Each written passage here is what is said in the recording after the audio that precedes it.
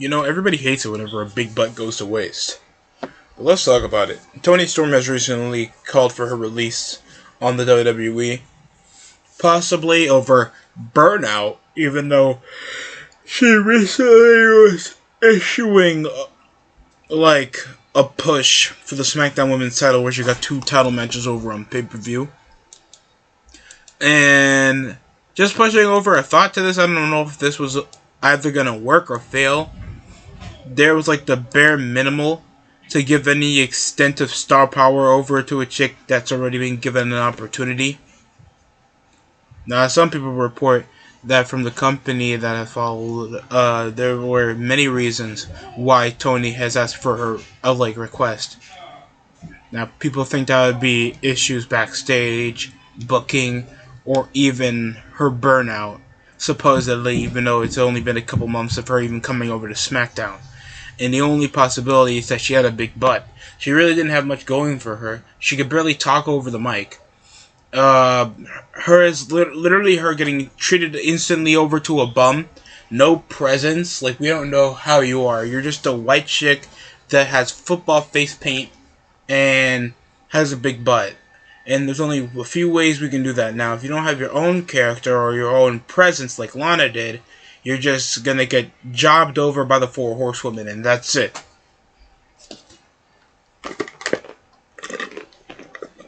So that's typically a possibility, because there's no other further information involving that. But yeah, that's the most I can put over to why Toni Storm has already gone over the company from her time built over to already having such fan appeal, all because oh my god, guys, you know, she has so much potential because she has a big booty, no other presence. Like, we could have had the same thing pushed over for I don't know, I guess we could say the same thing for Scarlett Bordeaux or Shotzi Blackheart, you know, women that are not just complete work rate, but just couldn't stand up upon their own. Now, possibly over other backstage problems and age could be the reason why these chicks weren't even given the time of day,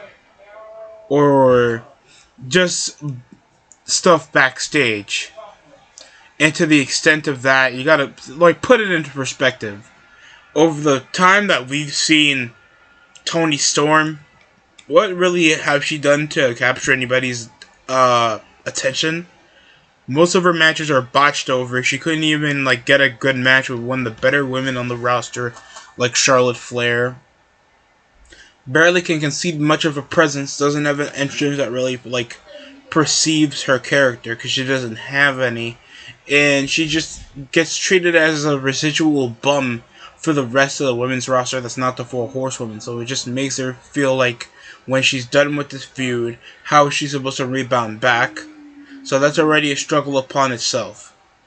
Depending on how it is, Toni Storm sadly didn't make much of an impression that she should be, after some people actually had some stock in her.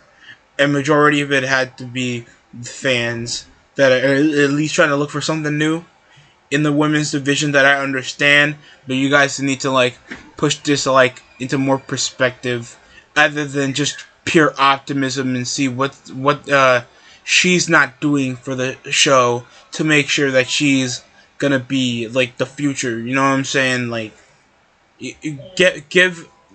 Try to make sure there's more criticism to go with your favorites, or else you're just pushing hot air, and you're just forcing optimism for something that probably is not going to go up anyway. It's pretty stupid.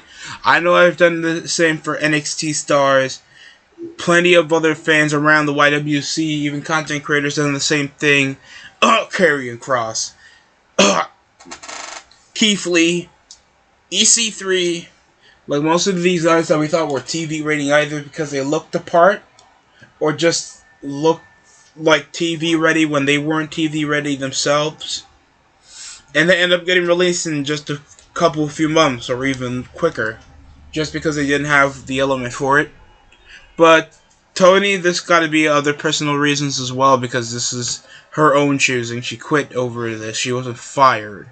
So it had to be something backstage. But that's dependent on what other further information we get from the rest of this. But that's it for me. Thanks for watching.